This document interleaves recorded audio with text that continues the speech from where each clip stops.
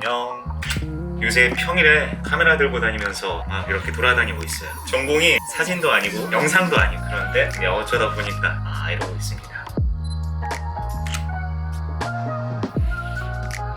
제가 왔던 곳 중에서는 여기가 시티뷰가 제일 좋은 것 같습니다. 강백이 구독 들어와 주셔서 감사합니다. ENTJ 강백입니다. 전편에서는 말이죠, 성숙을 고민하게 된 명분에 대해서 얘기를 했네요. 다시 보니까 너무 거칠었어요. 제가 사실 성숙해지고 싶었던 이유를 솔직하게 얘기하자면요, 질투와 조바심을 작년에 많이 느꼈기 때문입니다. 요 근래 이런 감정을 느낀 게 처음이었냐? 맞아요. 근 3년 만에 처음이었어요. 왜 느꼈을까? 곰곰이 생각을 해봤죠. 이게 족밥에서 애벌레가 되니까 그제서야 눈에 들어오는 거지. 정확히 말씀을 드리면 제 개인 채널의 성장 수준 때문이었던 건데요. 예전에 구독자가 300명도 안 됐던, 조회수가 50회 그 이하로 떨어지던 그때는요, 저라는 사람이 아무것도 아니니까 욕심이 앞서질 않았어요. 잘 나가는 사람들을 봐도 감흥이 없죠. 진짜 멀리 떨어져 있는 나라의 그런 사람들을 보듯이. 그런데 조금씩 구독자가 늘기 시작하고, 구독자의 몇 배나 되는 조회수를 올리는 영상들도 나오기 시작하고, 마침내 1000명을 넘어가면서 다른 것들이 눈에 보이기 시작합니다. 더 빠른 속도로 잘 되고 싶다는 조바심이 생기기 시작하고요. 아마도 젊은 나이에 뭔가 더 큰 걸 해보고 싶다는 공명심 때문이겠죠? 그 정도의 경지를 이룬 비슷한 연배의 사람들이 보이면 막 질투가 나요. 그래서 긴 시간 동안 고민을 했습니다. 내가 왜 그럴까? 내가 왜 그럴까? 이게 저는 정말 중요하다고 생각을 해요. 제가 느끼는 감정에 원초적이고 분명한 이유가 있거든요. 결국은 잘 되고 싶은 거야, 빠른 시간 내에. 근데 그냥 결과만 좋으면 될까요? 아니, 그건 또 아니거든. 과정을 내가 만족할 수 있어야만 해요. 내가 원하는 거가 남이 원하는 것 사이에 지점을 잘 찾아서 폭발적으로 상승할 수 있는 어우러짐을 만들어내는 것. 그럼 이 성숙이라는 게 나에게 뭐냐? 깊이더라고요. 있는 그대로의 내 모습으로 더 두꺼워지는 것. 그런데 말이에요, 여러분, 나의 제대로 된 모양을 누가 알아? 나의 현재 깊이는 어느 정도까지인지를 누가 알아요? 아무도 몰라요. 그나마 제가 가장 가깝게 판단을 할 수 있어요. 그럼 결국 내 방향도 내가 알 수밖에 없는 거예요. 이 방향을 구체적이고 섬세하게 맥락 있게 만들어내는 것. 그게 이번 성숙편의 시리즈 영상의 최종 결론이 되겠죠? 그럼 뭐냐, 저번에 몇 개월 전에 만들었던 ENTJ 절망의 늪, 거시기랑 다를 바 없잖아. 아닙니다. 달라요. 그때는 내 안의 목소리에 집중을 하면서 생각을 했고요. 지금은 제가 보고 읽으면서 알게 된 사람들, 제 바깥의 것들에 집중해 보려고 합니다. 저는 질투와 조바심의 이면에는 동경이 담겨 있다고 생각을 했거든요. 쉽게 말해서 월등한 성과를 내고 있는 내 또래들을 질투하는 거라고요, 저는. 그래서 더 빠르게 잘하고 싶다는 생각이 드는 거고요. 그런데 적어도 저하고 또래가 아닌 3, 4년 더 나이 든 분들, 그 중에서도 엄청 능력이 뛰어나신 분들을 보면요, 질투가 아니라 동경을 하게 됩니다. 한마디로 경쟁 상대라고는 생각을 하지 않는 거죠. 그러면 제가 동경하는 사람들이 누구고, 어떤 태도를 가지고 있고, 어떤 일을 하며 성과를 어떻게 만들어내는지, 그런 것들을 찾아서 저에게 적용을 해 나가면 되지 않을까요? 그렇게 해서 제가 잘 됐어. 그럼 뭐 나 잘한 거고. 내가 잘 안 됐어. 그럼 또 고민해서 노력해야 되는 거. 계속해서 찾아내야지 어쩌겠어요.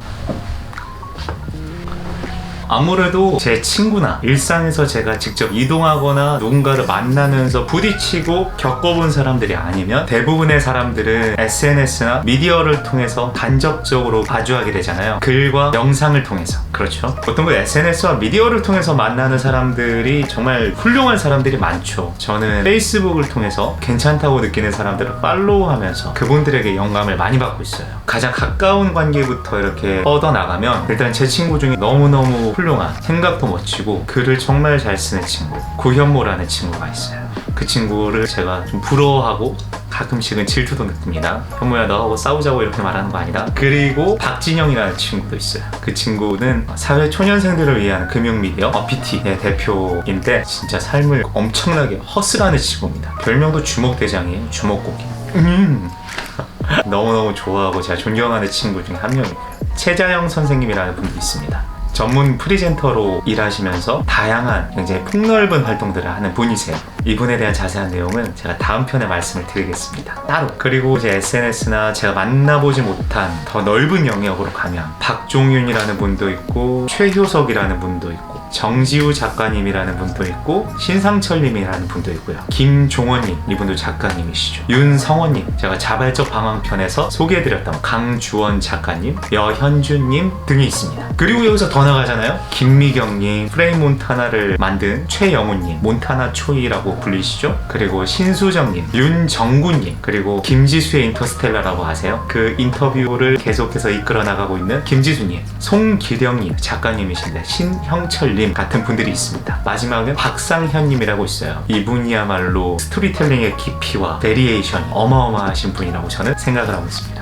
자, 그래서 이런 분들이 보통 그 SNS나 미디어에서 어떤 모습을 보여주고 계시냐, 제가 파악해본 바로는요, 보통 이제 스타트업의 대표이거나 어떤 운영 관리직을 맡고 계세요. 본질에 대해서 굉장히 열심히 고민하고 답을 내는 것도 명쾌하게 냅니다. 아주 간결하고 명확해요. 또한 사회 이슈들이 있잖아요. 요새 그 사회 트렌드를 본인만의 관점으로 풀어내고 본인이 가지고 있는 생각들의 맥락에 근거해가지고 일관된 주장을 펼칩니다. 자기다움과 진정성을 쫓아간다. 여기 나온 모든 분들이 저는 그렇다고 생각을 해요. 또는 이제 리더십, 경영, 마케팅에 대한 통찰을 제공합니다. 그러고 너무 컨텐츠를 잘 만들어가지고 글도 컨텐츠일 거고 영상도 컨텐츠일 거잖아요. 너무 잘 만들어버려서 이제는 컨텐츠 그 자체가 되어버린, 내가 컨텐츠고 컨텐츠가 나다, 커나일치 그 수준이 되어버린 분들이십니다. 마지막으로는요, 이성적이고 담백하고 차가운 내용인데 거기에 따뜻한 시선을 입혔어요. 그러니까 그 시선마저도 냉소적이거나 차갑지 않습니다. 그래서 이분들이 가진 태도도 가지고 있는 모습에서 엿볼 수가 있어요. 가장 크게 느꼈던 건 정중동이라는 겁니다. 정돈되어 있는 글, 차분한 분위기, 하지만 그 안에 내용들이 막 살아 숨쉬어요. 무언가를 뜨겁게 열망하는 그런 모습들이 담겨 있습니다. 그 와중에 냉철함도 있죠. 본인이 말하고자 하는 말을 단호하게 얘기한다. 선명하고 뚜렷하고 명료한 내용, 이런 점에서 냉철하다고 말씀을 드리는 겁니다. 동시에 또 따뜻해요. 타인을 배려하고 타인의 처지를 이해하려는 뉘앙스가 담겨 있습니다. 그리고 겸손하세요, 다들. 자기가 하는 말이 절대적 진리가 아니다, 언제나 틀릴 수 있으며 본인도 자기가 말한 것들을 지키려고 노력하는 중이라는 내용들을 계속해서 말씀을 하세요. 마지막으로 자기 객관화, 나의 강점만큼이나 나의 약점과 문제를 남들이 나를 보는 그 이상의 수준으로 이해하고 있습니다. 그분들이 쓰는 것들을 또는 말하는 것들을 봐보면요, 그분들의 컨텐츠에는 무엇이 담겨있냐, 본인들이 좋아하는 것을 깊이 있게 바라보고 그걸 표현하는 사람들이에요.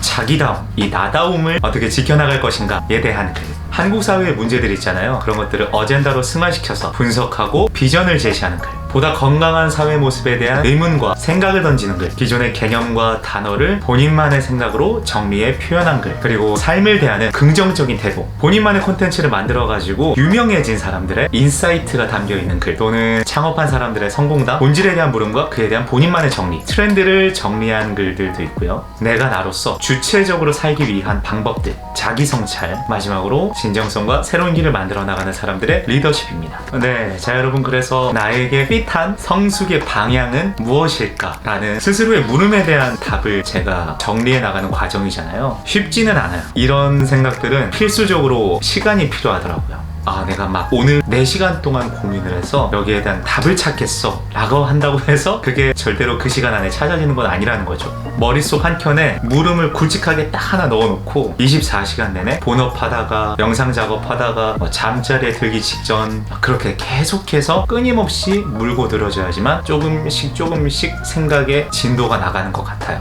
말하고 싶은 게 뭐냐면, 영상을 만들겠다고 다짐을 하고 여러분께 보여드리면서 제가 지금 답을 찾아 나가고 있는데 그 시간이 아직까지 저에게는 촉박한 것 같기도 합니다. 그래서 완성도가 높진 않을 거예요.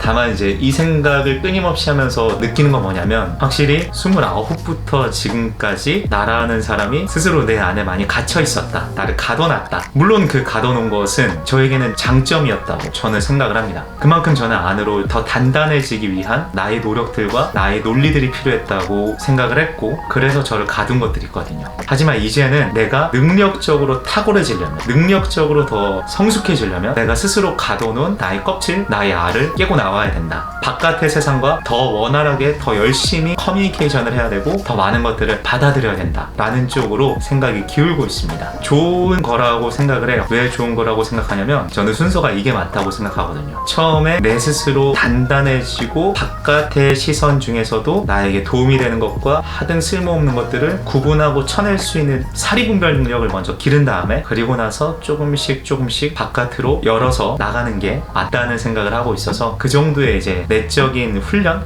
기간이 또 필요하기도 했었고요. 자, 그래서 오늘은 나만의 성숙을 찾아서 내가 즐겨보는 글과 말과 영상 속의 사람들은 어떤 모습인지를 제가 고민해보고 여러분께 얘기를 털어놓았습니다. 3편에서는 어떤 얘기가 나올까요? 영상 속에 아까 단서가 있었거든요. 그걸로 준비를 해보겠습니다. 굉장히 차분한 얘기지만 여러분 늘 구독자분들 그리고 영상을 봐주시는 분들 제 얘기 들어주셔서 진심으로 감사드려요. 자, 그럼 3편에서 찾아뵙겠습니다.